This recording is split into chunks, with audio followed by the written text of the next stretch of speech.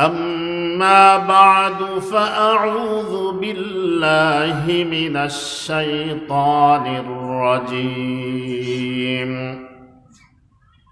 بسم الله الرحمن الرحيم.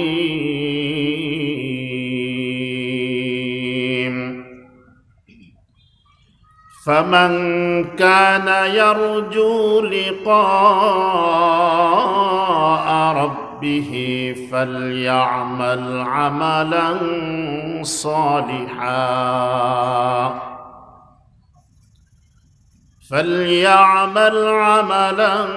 صالحا ولا يشرك بعبادة ربه أحدا. وقال تعالى في آية أخرى: إن الله عنده علم الساعة وينزل الغيث ويعلم ما في الأرحام وما تدري نفس ماذا تكسب غدا وما تدري نفس بأي أرض تموت إن الله عليم خبير. وقال سيدنا رسول الله صلى الله عليه وسلم: اغتنم خمسا قبل خمس، حياتك قبل موتك، وشبابك قبل هرمك، إلى آخر الحديث. إن الله وملائكته يصلون على النبي يا أيها الذين آمنوا صلوا عليه وسلموا تسليما। সকলে নামাজে যে দুরূদ পড়ি এই দুরূদটা পড়ি: আল্লাহুম্মা সাল্লি আলা মুহাম্মাদিন ওয়া আলা আলি মুহাম্মাদ كما صليت على إبراهيم وعلى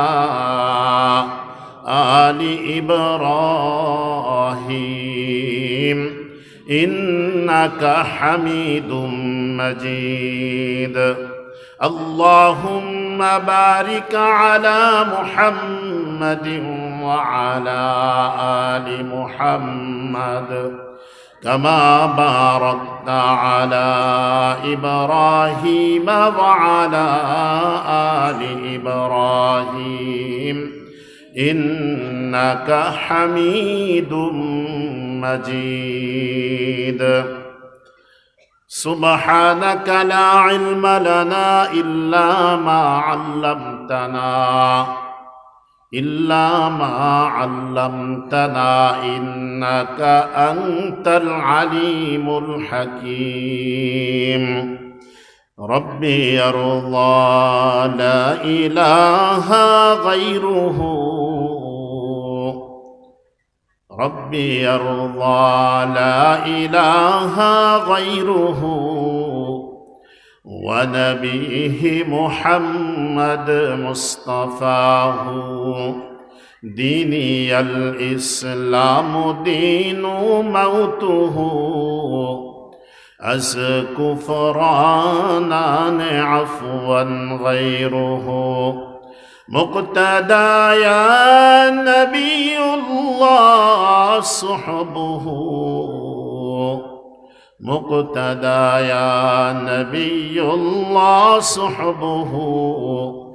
وجوب للودايا في جمال لا إله إلا الله، لا إله إلا الله، لا إله ইল্লাল্লাহ লা ইলাহা ইল্লাল্লাহ লা ইলাহা ইল্লাল্লাহ লা ইলাহা ইল্লাল্লাহ লা ইলাহা ইল্লাল্লাহ লা ইলাহা ইল্লাল্লাহু মুহাম্মাদুর রাসূলুল্লাহ সাল্লাল্লাহু আলাইহি ওয়াসাল্লাম। সিংজুর ঈদগাহ ময়দানের আজকের এই আয়োজিত বাৎসরিক ওয়াজ ও মাহফিল, এই মাহফিলের সম্মানিত সভাপতি, এলাকার এবং বিভিন্ন এলাকা থেকে আগত মুরব্বিয়ান কেরাম, হজরতে উলামায়ে কেরাম, দিনদার ধর্মপ্রাণ মুসলমান ভাইয়েরা, পর্দার অন্তরালের মা ও বোনেরা, সকলে আল্লাহ রাব্বুল আলামিনের শাহী দরবারে শুকরিয়া আদায় করি যে মহান রব্বুল আলামিন আমাদেরকে জান্নাতের বাগানে এসে কোরআন ও সুন্নাহর আলোকে কিছু কথা বলার এবং শোনার জন্য যে তৌফিক দান করেছেন, সকলে বলি আলহামদুলিল্লাহ। এই মাহফিলে আসতে পেরে আমরা অনেকেই মনে হয় বেজার খুব, তাই না? আমাদের ভাব ভঙ্গিতে বোঝা যাইতেছে আমরা খুব বেজার, কারণ আপনাদেরকে আমি দুরূদ শরীফ পড়ার জন্য বলছি, তখন দেখছি যে অনেকেই চুপ করে আছেন, তাই না? দুরূদ শরীফ পড়লে লাভ না ক্ষতি বলেন তো? এখানে লাভ বুঝি না এমন কে আছে যে আমি লাভ বুঝি না, আমার লাভের দরকার নাই, এমন কে আছে যে লাভ বুঝি না? একজনও আসি যে আমরা লাভ বুঝি না এমনটা? প্রত্যেকে লাভ বুঝি না? তো লাভ যদি বুঝি, কোনটার মধ্যে লাভ আছে আর কোনটার মধ্যে লস আছে, এই জিনিসটাও তো আমাদের বোঝা দরকার। দুরূদ শরীফ পড়লে লাভ না লস? আমাদের আগের হুজুর বলছেন না, খুব সুন্দরভাবে বলছেন না? দুরূদ শরীফ পড়লে 9টা ফজিলত আছে। কয়টা? ইস্তেগফারের 5টা ফজিলত আছে। ওয়াজ তো আমরা অনেক শুনি, পুরা এলাকায় সারা বছরই ওয়াজ হয়। ওয়াজও শুনি, এক কান দিয়া শুনি তো আরেক কান দিয়া বাইর করে দিয়া ঘরে যায় বলে কি শুনছি মনে নাই। এমন ওয়াজের দরকারও নাই, এমন ওয়াজ আয়োজনেরও দরকার নাই, শোনারও দরকার নাই। ওয়াজ ততটুকুই শুনবো যতটুকুর উপর আমল করা যায়। বুঝাইতে পারছি? তো আজকে আমরা এখানে যারা আসছি, আমরা লাভবান না ক্ষতি? আমরা লাভবান। কেমন লাভবান? রাসূল করিম সাল্লাল্লাহু আলাইহি ওয়াসাল্লাম, এই যে আমরা এখানে অল্প কয়েক কিছু মানুষ বসে আছি, সংখ্যায় খুব বেশি না, আপনি বাজারে গেলেও এর চেয়ে বেশি মানুষ পাবেন। কিন্তু এখানে যে লাভ আছে, এই লাভটা আমরা অনেকে জানি না, লাভটা বুঝিও না, যার কারণে এই মাহফিলগুলো হয়। অনেকে সুর শোনার জন্য আসি, যে মাহফিলে হুজুর কতটুকু সুর দিয়ে আলোচনা করে, হুজুরের সুরটা কত বেশি আছে, এইটা শোনার জন্য কেউ কেউ আসি। আর কেউ কিছু মানুষ তো আছেন যারা আমলের নিয়তে আসেন। আমরা কি উদ্দেশ্যে আসছি এখানে? আমলের নিয়তে। যাই শুনবো, আমল করার চেষ্টা করব। অল্প শুনি, যদি আমল করতে পারি, একটা আমলও যদি আমার জীবনে বাস্তবায়ন হয়ে যায়, তাহলে আমার এই মাহফিলে আসাটা সার্থক হবে। আমি সকাল থেকে সন্ধ্যা পর্যন্ত শুনলাম, আমার জীবনে আমলের মধ্যে কোনো পরিবর্তন আসলো না, আমার জীবনের মধ্যে কোনো পরিবর্তন আসলো না, এমন মাহফিল হাজারো লাখও হইলেও কোনো লাভ হবে না, কোনো কল্যাণ বয়ে আনবে না। শুধু একটা হাদিস বলবো, আমরা যে এখানে আসছি, আমাদের ফজিলত কি, লাভটা কি, এটা একটু জানা দরকার, তাই না? আল্লাহ রাসূল সাল্লাল্লাহু আলাইহি ওয়াসাল্লাম হাদিসের মধ্যে ইরশাদ করেছেন, মাজতামা কওমুন ফি বাইতিম মিন বুয়ুতিল্লাহি তাআলা ইয়াতলুনা কিতাবাল্লাহি ওয়া ইয়াতাদারাসুনা বাইনাহুম ইল্লা হাফফাত আলাইহিমুল মালাইকা ওয়া নাসালাত আলাইহিমুস সাকিনাহ ওয়া যাকারাল্লাহু ফী মান ইনদাহু আপনি আমি আমাদের নবী মুহাম্মদুর রাসূলুল্লাহ সাল্লাল্লাহু আলাইহি ওয়াসাল্লাম, রাসূলের নাম যতবার শুনবো ততবার সাল্লাল্লাহু আলাইহি ওয়াসাল্লাম বলবো, পারবো না? লাভ কি? লাভের অভাব নাই। আল্লাহ রসুল নিজে বলছেন, মান সাল্লা আলাইয়া ওয়াহিদান সাল্লাল্লাহু আলাইহি আশরান, যে ব্যক্তি আমার উপরে একবার দুরূদ শরীফ পড়বে তো আমার আল্লাহ তার উপরে সাথে সাথে 10টা রহমত নাজিল করেন। যতবার জীবনে যতবার দুরূদ শরীফ পড়বেন, আমাদের আগের হুজুর খুব সুন্দর বলতেছিলেন, দুরূদ শরীফ এমন এক আমল যে আমলের জন্য হুজুর দরকার নাই। যে আমলের জন্য কি দরকার নাই? উযুর দরকার নাই। নামাজ পড়ার জন্য উযু লাগে না? মসজিদে যাওয়ার জন্য কি লাগে? উযু লাগে। কিন্তু দুরূদ এমন এক আমল যে আমলের জন্য উযু লাগে না। যে আমল শুধু দাঁড়ায়া করতে হয় এমনটা নয়। আপনি দাঁড়ায়া আছেন তো দাঁড়ায়া করেন, বসে আছেন বসে পড়েন। আল্লাযীনা ইয়াযকুরুনাল্লাহা কিয়ামান ওয়া কুউদান ওয়া আলা জুনুবিহিম, আল্লাহর জিকির আর দুরূদকে আল্লাহ এত ব্যাপক করে দিয়েছেন, চাইলে দাঁড়ায়া পড়তে পারেন, চাইলে বসে পড়তে পারেন, চাইলে শুয়ে পড়তে পারেন, হেলান দিয়া পড়তে পারেন, যেভাবে খুশি সেভাবে পড়তে পারেন। এটাই আপনার জন্য লাভজনক। কোনো অপশন দেন নাই যে উযু কইরেই পড়তে হবে, এইভাবেই পড়তে হবে। না না, আল্লাহ এত ব্যাপক করে দিয়েছেন। আল্লাহ রসুল বলছেন, একবার দুরূদ পড়বা তো আল্লাহ সাথে সাথে 10টা রহমত নাজিল করবে। 1 নম্বর ফজিলত। 2 নম্বর হলো, আল্লাহ রাব্বুল আলামিন তোমার আমল নামা থেকে 10টা গুনাহকে মাফ করে দিবেন। আমাদের আমল নামায় গুনাহ নাই, আমরা সবাই নেক নিয়ে আসছি, তাই না? গুনাহ আছে না নাই? গুনাহ মাফ করানো দরকার আছে না নাই? যতবার দুরূদ শরীফ পড়বেন প্রত্যেকবারের বিনিময়ে আল্লাহ আপনার আমল নামা থেকে 10টা করে গুনাহ মাফ করে দিবে। প্রত্যেকবার দুরূদ শরীফের দ্বারা আপনার আমল নামা থেকে 10টা করে গুনাহ কি হয়ে যাবে? মাফ হয়ে যাবে। যদি সময় থাকে, আমার আগের হুজুরের সাথে আমিও একমত পোষণ করে বলতেছি, নামাজে যে দুরূদটা পড়ি ওই দুরূদটা পড়বেন। সময় থাকলে এটা হলো পৃথিবীর সবচেয়ে বড় দুরূদ এবং সবচেয়ে ফজিলতপূর্ণ দুরূদ।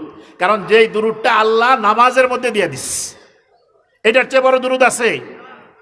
আরো দুরূদ আমাদের সমাজে প্রচলিত আছে, যেগুলোর কোনো হাদিসের দ্বারা কোনো প্রমাণিত নয়, কোরআন দ্বারাও প্রমাণিত নয়, কোনো কিছু দ্বারা প্রমাণিত নয়। এমন বহু সুরেলা দুরূদও আমাদের সমাজে আছে না? কিন্তু কোনটা পড়তে হবে? যেটা আমার রসুল শিখাইছেন। কারে শিখাইছেন? আল্লাহ রসুল আবু বকরকে ডাকে বলছেন, আবু বকর তোমাকে একটা আমল শিখাবো। হাতে ধরে এইভাবে আইনা পাশে বসাইছেন, বসায়া এই দুরূদ শরীফটা শিখাইছেন, আল্লাহুম্মা সাল্লি আলা মুহাম্মাদ وعلى آل محمد كما صليت على إبراهيم وعلى آل إبراهيم إنك حميد مجيد اللهم بارك على محمد وعلى آل محمد كما باركت على إبراهيم وعلى آل إبراهيم إنك حميد مجيد। কত চমৎকার দুরূদ! এর উপরে কোন দুরূদ শরীফ আছে? সময় থাকলে এই দুরূদটাই পড়বেন, সময় নাই তাড়াহুড়া। সাল্লাল্লাহু আলাইহি ওয়াসাল্লাম, সাল্লাল্লাহু আলাইহি ওয়াসাল্লাম পারি না আমরা এটা? এখানে এমন কেউ আছে যে পারি না? সাল্লাল্লাহু আলাইহি ওয়াসাল্লাম এই দুরূদ শরীফও যদি পড়েন তাহলে আপনার আমল নামা থেকে 10টা গুনাহ মাফ হয়ে যাবে। 3 নম্বর ফজিলত, আল্লাহ রাব্বুল আলামিন আপনার আমল নামায় 10টা করে নেকি দান করবেন। কয়টা? 10টা নেকি দান করবেন। 4 নম্বর ফজিলত, আল্লাহ আপনার মর্যাদাকে 10 গুণ বাড়াইয়া দিবেন। আমরা মর্যাদা চাই না? যারা আমরা সরকারি চাকরি করি তারাও আমরা কয়দিন পর পর প্রমোশনের জন্য দৌড়াইতে হয়, শুধু প্রমোশন চাই। যে ব্যক্তি ব্যবসা করে সেই ব্যক্তিও চায় আমার ব্যবসার মধ্যে বরকত হোক, প্রমোশন হোক। ব্যবসার মধ্যে বরকত মানে কি? প্রমোশন হোক। আগে আমার দোকান ছিল একটা, এখন 2টা হওয়া দরকার। আগে মাসে বিক্রি হয়তো 1 লাখ টাকা, এখন 2 লাখ টাকা হওয়া দরকার। এটার বলা হয় কি? প্রমোশন। এটাকে বলা হয় কি? প্রমোশন। আল্লাহ রসুল বলছেন যে এই ব্যক্তি আমার উপরে দুরূদ পড়বে, একবার দুরূদ পড়ার দ্বারা আল্লাহ 10টা প্রমোশন বাড়িয়ে দিবে। 10টা প্রমোশন বাড়িয়ে দিবে। 5 নম্বর ফজিলত হলো ফেরেশতারা তার জন্য দোয়া করতে থাকে। ফেরেশতাদের দোয়া কবুল না কবুল? আপনি আমার দোয়া কবুল হয় কিনা গ্যারান্টি নাই, ফেরেশতাদের দোয়া কবুল হয়। তো ফেরেশতারা তাদের জন্য দোয়া করতে থাকে যারা দুরূদ শরীফ পড়ে। আরেকটা আমল যেটা আমাদের খুব দরকার, ইস্তেগফার। কি দরকার? ইস্তেগফার। ইস্তেগফার যত পড়বেন, যত সমস্যা আছে আমার আল্লাহ বলছেন তার সব সমস্যার সমাধান আমি আল্লাহ করে দিব। আমার মুখের কথা না, কোরআনে কারীমের আজকে আমি এখানে যখন ঈশা পড়াইতেছিলাম একটা সূরা তেলাওয়াত করছি, সূরার শেষের দিকের কিছু অংশ, সেটা হলো সূরাতুল কি? সূরাতুন নূহ। সূরা নূহ তেলাওয়াত করেছি, তাই না? ওখানে আল্লাহ বলতেছেন ওয়াস্তাগফিরু রাব্বাকুম ইন্নাহু কানা গফফারা ইউরসিলিস সামাআ আলাইকুম মিদরারা ওয়া ইউমদিদকুম বিআমওয়ালিন ওয়া বানিনা ওয়া ইয়াজআল লাকুম জান্নাত وَيَجْعَلْ لَكُمْ جَنَّاتٍ وَيَجْعَلْ لَكُمْ أَنْهَارًا। এই 3 আয়াতে আল্লাহ ইস্তেগফারের 5টা ফজিলত বর্ণনা করেছেন। কয়টা? 5টা, মনে রাখবেন। 1 নম্বর হলো আল্লাহ বলতেছেন ওয়াস্তাগফিরু রাব্বাকুম, ও আমার বান্দারা আমার কাছে ইস্তেগফার করো, আমার কাছে ক্ষমা প্রার্থনা করো। তুমি বান্দা যদি আমি আল্লাহর কাছে ক্ষমা প্রার্থনা করো, আমি আল্লাহ তোমাকে 5টা পুরস্কার দিব। কয়টা? 5টা, মনে রাখবেন। আল্লাহ বলতেছেন 1 নম্বর পুরস্কার হলো ওয়াস্তাগফিরু রাব্বাকুম ইন্নাহু কানা গফফারা, আমি আল্লাহ তোমার জীবনের গুনাহগুলো মাফ করে দিব। ইস্তেগফার করো বান্দা, তুমি ইস্তেগফার করতে দেরি হবে, আমি আল্লাহ তোমার জীবনের গুনাহগুলো মাফ করতে আমার দেরি হবে না। গুনাহ আছে না নাই? আমাদের আছে না নাই? আল্লাহ ওয়াদা করতেছেন, কোরআনের আয়াত, আমার বানানো কথা। ওয়াস্তাগফিরু রাব্বাকুম ইন্নাহু কানা গফফারা, ও আমার বান্দা তুমি আমার কাছে ক্ষমা চাও, ইস্তেগফার করো, আমি আল্লাহ ওয়াদা করতেছি আমি আল্লাহ তোমার জীবনের গুনাহগুলোকে মাফ করে দিব। তুমি আমার কাছে ক্ষমা চাইতে দেরি হবে, আমি আল্লাহ তোমার আহ্বানে সাড়া দিতে দেরি করব না। আল্লাহ আমাদের আহ্বানে সাড়া দিতে দেরি করেনি? একটু বোঝা দরকার আছে, এখানে একটু বোঝার বিষয় আছে। আমাদের মধ্যে কারো কারো ধারণা আছে আল্লাহর কাছে ডাইরেক্ট চাওয়া যায় না, আছে না নাই? অনেকের ধারণা আছে না?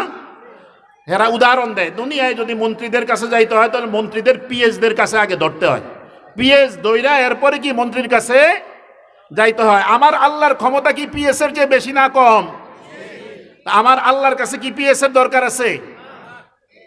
আল্লাহ বলতেছেন উদউনি আস্তাজিব লাকুম, আমার বান্দা আমার কাছে ডাইরেক্ট চাইবা। তুমি রাত্রের বেলা চাও, দিনের বেলা চাও, যখন চাও, আমি আল্লাহ ডাইরেক্ট তোমাকে দান করব। এই জন্য আয়াতুল কুরসিতে পড়ি আমরা আল্লাহু লা ইলাহা ইল্লা হুয়াল হাইয়ুল কাইয়্যুম লা তাখুযুহু সিনাতুন ওয়ালা নাওম। পড়িনি এতটুকু? নামাজের পরে পড়ি না? নামাজের পরে পড়ি না আয়াতুল কুরসি? আল্লাহু লা ইলাহা ইল্লাহু, তোমাদের আল্লাহ এমন এক আল্লাহ যিনি ব্যতীত আর কোনো ইলাহ নাই। হুয়াল হাইয়ুল কাইয়্যুম, তিনি আজীবন জীবিত। পৃথিবীর সব মানুষ মারা যায়, তাই না? মারা যায় না? আপনি, আমার বাবা মা, আমাদের 14 গোষ্ঠীর আগে যারা ছিলেন তারা আজকে কেউ নাই। আল্লাহ বলতেছেন আমার এমন এক সিফত হাইয়ুন, আমি সারা জীবন জীবিত আছি। তোমরা এমন এক রবের ইবাদত করো যে রব সব সময় তোমাদের জন্য আছেন। কাইয়ুম, তিনি সব সময় বিরাজমান থাকবেন। কিয়ামত হয়ে যাবে, আল্লাহ থাকবেন না? থাকবেন না? আল্লাহ তখনও থাকবেন। দুনিয়ার সব মানুষ বিলুপ্ত হয়ে যাবে, ফেরেশতারা বিলুপ্ত হয়ে যাবে, আল্লাহ থাকবেন? থাকবেন না? এই জন্য আল্লাহ বলতেছেন আল্লাহু লা ইলাহা ইল্লা হুয়াল হাইয়ুল কাইয়ুম। ও দুনিয়ার মানুষ, তোমাদের রব, তোমাদের ইলাহ এমন এক ইলাহ যিনি চিরঞ্জীব, সারা জীবন আছেন, যিনি সারা জীবন থাকবেন, যার ক্ষমতা এখনো আছে, আগেও ছিল, ভবিষ্যতেও থাকবে, তাই না? 2 নম্বর যেটা বলছেন, লা তাখুযুহু সিনাতুম ওয়ালা নাওম, তিনি ঘুমানো না, তার তন্দ্রাও আসে না। আমার বলার উদ্দেশ্য এই জায়গাটা, লা তাখুযুহু সিনাতুম ওয়ালা নাওম, আল্লাহ ঘুমানো না, আল্লাহ তন্দ্রাও দেন না। তন্দ্রা বুঝেননি? ঘুমের ভাব আসে না অনেক সময়, জোরানি যেটাকে আমরা বলি। আল্লাহ কেন বলছেন এই শব্দটা? তাফসীরের মধ্যে আসছে গভীর রজনীতে, আমাদের এখানে যখন দিন, কোনো না কোনো জায়গায় পৃথিবীর রাত্রি আছে না? আবার আমাদের এখানে যখন রাত্রি, কোনো না কোনো জায়গায় দিন। দিন রাত 24 ঘন্টা আল্লাহর ইবাদত হয় না হয়? 24 ঘন্টাই আল্লাহর ইবাদত হয়। 24 ঘন্টায় কেউ না কেউ আল্লাহকে ডাকে। যদি আল্লাহ ঘুমিয়ে থাকতেন বা আল্লাহ নিদ্রা যাইতেন বা তন্দ্রা যাইতেন, আল্লাহ বান্দার ডাক শুনতে পারতেন? এই জন্য আল্লাহ বলতেছেন, ও দুনিয়ার মানুষ, আমি এমন এক আল্লাহ, লা তাখুযুহু সিনাতুম ওয়ালা নাওম, আমার ঘুমও আসে না, আমার তন্দ্রাও আসে না। তুমি তোমার গভীর রজনীতে যদি তুমি আমায় আল্লাহকে ডাকো, আল্লাহ, আল্লাহ বলেন যে বান্দা, আমি তোমার দুয়ারে হাজির, কি চাওয়ার চাও। আল্লাহ ডাইকা ডাইকা বলে কি চাবি রে বান্দা, চা। কোনো ভায়া মাধ্যমের দরকার নাই, কোনো পিএস এর দরকার নাই। কুলিদুল্লাহ আবিদুর রহমান আইয়াম্মা তাদউ ফালাহুল আসমাউল হুসনা। তুমি আল্লাহকে যে নাম ধরে ডাকতে চাও, যেভাবে ডাকতে চাও, সেইভাবেই ডাকতে পারো। আল্লাহকে তুমিও বলতে পারো, আপনিও বলতে পারো। মুসা আলাইহিস সালাতু ওয়াস সালামের সময়ের ঘটনা, এক পাগল নদীর পাড়ে বৈশা বৈশা বলতেছে যে আল্লাহ, যদি তোরে পাইতাম তাহলে তোর মাথার মধ্যে সুন্দর করে তেল লাগিয়ে দিতাম। আল্লাহ কি আমাদের মতো আকৃতি? আল্লাহ কি আমাদের মতো আকৃতি? তো পাগল বলতেছে কি যে আল্লাহ, তোমারে যদি পাইতাম তো তোমার মাথার মধ্যে সুন্দর করে তেল লাগিয়ে দিতাম। আবেগে আসে না অনেক সময় ভালোবাসায়? আল্লাহ, আমার হাতে যে চিরুনিটা আছে, চিরুনিটা দিয়ে তোমার চুলটা আশ্রয় দিতাম। আল্লাহ, তোমার শরীরটা একটু টিপে দিতাম। আল্লাহ, তোমাকে খেদমত করার চেষ্টা করতাম। মুসা আলাইহিস সালাতু ওয়াস সালাম পাশে দেয়া যাইতেস, আর ওই পাগলের কথা শুনে বলতেছে, ওরে পাগল, তুমি কি বলতেছ? যাও, এক ধমক দিয়া পাঠাইতেস। আল্লাহর সাথে সাথে মুসা আলাইহিস সালাতু ওয়াস সালামকে ডেকে বললেন যে, ও মুসা, আমার বান্দা আমার সাথে কথা বলতেছিল, বান্দার কথাগুলো আমার খুব ভালো লাগতেছে। বান্দার কথাগুলো আমার কি লাগতেছে? ভালো লাগতেছে। তোমার দৃষ্টিকোণ থেকে যদিও এটা ঠিক নয়, কিন্তু আমি আল্লাহর কাছে এটা ভালো লাগতেছিল। সাথে সাথে ওহী আসলো, কবির ভাষায়, ওয়াহিয়ে আমাদ সুয়ে মুসা আজ খুদা, ওয়াহিয়ে আমাদ সুয়ে মুসা আজ খুদা, বন্দায়ে মারা চেরা কর দি জুদা, তু বরায়ে ওসলে করদন আমদি, না বরায়ে ফসলে করদন আমদি। ও মুসা, আমি তোমাকে দুনিয়াতে পাঠাইছি আমার বান্দাদেরকে আমার সাথে সম্পর্ক জোড়া দেওয়ার জন্য। নবীদের কাজ কি? নবীদের কাজ হচ্ছে আল্লাহ ভোলা মানুষগুলোকে ডেকে ডেকে এনে আল্লাহর সাথে সম্পর্ক তৈরি করে দেওয়া, তাই না? ওলামায়ে কেরামের কাজ কি? হুজুররা মসজিদে প্রত্যেক জুমায় আপনাদের বয়ান করে, কি করে? যে আপনাদের সাথে আল্লাহর সম্পর্কটা কিভাবে তৈরি হবে, গভীর হবে। আগের হুজুর বলতেছেন, আলা ইন্না আউলিয়া আল্লাহি লা খাউফুন আলাইহিম ওয়ালা হুম ইয়াহজানুন। কেউ যদি আল্লাহর বন্ধু হয় তার কোনো টেনশন নাই। তো আল্লাহর বন্ধু কিভাবে হবেন? আল্লাহর সাথে সম্পর্ক হলেই তো আল্লাহর বন্ধু হবেন। এটাই নবীদের কাজ ছিল। এটাই কি নবীদের কাজ ছিল? মুসাকে আল্লাহ বলতেছেন, আরে মুসা, আমি তোমাকে পাঠাইছি আমার বান্দাকে আমার সাথে সম্পর্ক জোড়ে দেওয়ার জন্য, আর তুমি এক ধমক দিয়ে বাড়াই দিছো, এটা তো আমি তোমারে বাড়াইনি। তা আল্লাহর সাথে যাওয়ার জন্য কোনো মাধ্যমের দরকার আছে না নাই? না, এটা মনে রাখবেন, আল্লাহর সাথে যাওয়ার জন্য কোনো মাধ্যমের দরকার নেই, আল্লাহর সাথে সরাসরি চাইবেন। তো ইস্তেগফারের 1 নম্বর ফজিলত কি? আল্লাহর কাছে চাইবেন, ইস্তেগফার করবেন, আল্লাহ বলতেছেন আমি আল্লাহ তোমার গুনাহগুলোকে মাফ করে দেব। 2 নম্বর, ইউরসিলিস সামা আলাইকুম মিদরারা। এই বছরই তো হইছে গরম, আর গরম, কোনো বৃষ্টি নাই, মানুষ হা হুতাশ করতেছিল, তাই না? এই বছর হয়েছে না? বহু জায়গায় বাংলাদেশে বৃষ্টির জন্য নামাজ হয়েছে না? আল্লাহ বলতেছে বান্দা, কোন এলাকার মানুষ যখন পাপের মধ্যে জড়ায়া যায়, কোন এলাকার মানুষ যখন গুনার মধ্যে লিপ্ত হয়ে যায়, আমি আল্লাহ তখন রহমতের বৃষ্টি দান করা বন্ধ করে দেই। বান্দা যখন ইস্তেগফার করে, বান্দা যখন আল্লাহর কাছে ক্ষমা চায়, বান্দা যখন কান্নাকাটি করে, ইস্তেগফার করে, আল্লাহ বলে 2 নম্বর ফজিলত, ইউরসিলিস সামা আলাইকুম মিদরারা, আমি আল্লাহ তোমাদের জন্য আসমান থেকে রহমতের বৃষ্টি নাযিল করে দেই। ইস্তেগফার করবেন তো এই এলাকায় ফসল ভালো হবে। এই এলাকায় অনেকে চাষাবাদ করেন, আমি জানি। গুনাহ ছেড়ে দিয়ে বেশি বেশি ইস্তেগফার করবেন, আল্লাহ আপনার ফসল বাড়িয়ে দিবে, আল্লাহ বৃষ্টি নাজিল করবে। 3 নম্বর ফজিলত দেখেন, ওয়ায়ুমদিদকুম বিআমওয়াল, যদি তুমি ইস্তেগফার করো আল্লাহ তোমার সম্পদকে বাড়িয়ে দিবে। কে বলতেছেন? আল্লাহ। 3 নম্বর ফজিলত, আমার কথা না, বা কোরআনের কথা? কোরআন বলতেছে ওয়ায়ুমদিদকুম বিআমওয়াল, ও বান্দা তুমি ইস্তেগফার করো, আমার কাছে ক্ষমা প্রার্থনা করো, আমি তোমার সম্পদকে বাড়ায়া দিব। সম্পদের বৃদ্ধি এখানে চাই না এমন কেউ আসেনি যে আমার সম্পদের দরকার নাই? আছে একজনও? পৃথিবীর যে বিলিয়নিয়ার সে চায় তার সম্পদ আরো বাড়ুক, আছে না? আল্লাহ বলতেছে সম্পদ যদি বাড়াইতে চাও তাহলে ইস্তেগফার করো, এটা ছাড়া কোনো গতি নাই। ইস্তেগফার করো, আমি আল্লাহ ওয়াদা করতেছি তোমার সম্পদ বাড়াইয়া দিব। 4 নম্বর, যাদের সন্তান নাই, সন্তানের জন্য মাজারে যাই না আমরা? সন্তানের জন্য হুজুরের কাছে যাই, সন্তানের জন্য মাজারে যাই, ডাক্তারের কাছে যাই। আমার আল্লাহ বলতেছেন ও বান্দা, তোমার সন্তান নাই, তুমি আমার কাছে ইস্তেগফার করো, আমার কাছে কান্নাকাটি করো, আমার কাছে মাফ চাও, আমি আল্লাহ তোমার সন্তানের ব্যবস্থা করে দিব। আমার কথা না, কোরআনের কথা।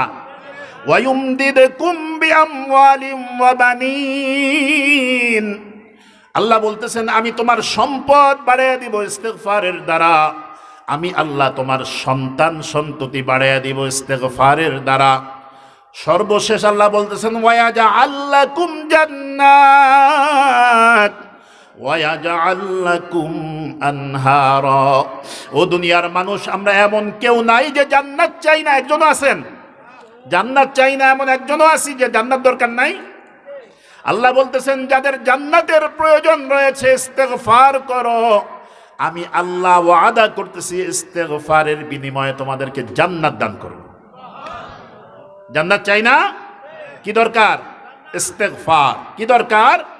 ইস্তেগফার। তো যেইখান থেকে গেছিলাম, আল্লাহ রসুল বলছেন যে আমার উম্মতের কেউ যদি কোরআন ও সুন্নাহর আলোচনা শোনার জন্য কোনো এলাকায় একত্রিত হয়, এক জায়গায় আসে, তো আল্লাহর ফেরেশতারা চারদিক থেকে তাদেরকে ঘেরাও করে নেয়। বুঝাইতে পারছি নি?